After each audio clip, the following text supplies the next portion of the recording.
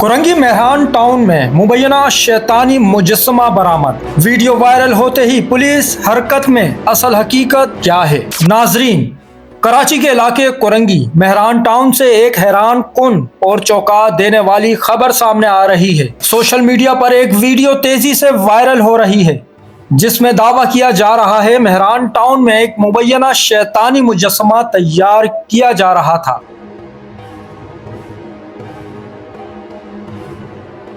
जराये के मुताबिक इस मुजस्समे को किसी प्रोग्राम में बाकायदा नस्ब करने की तैयारी भी की जा रही थी।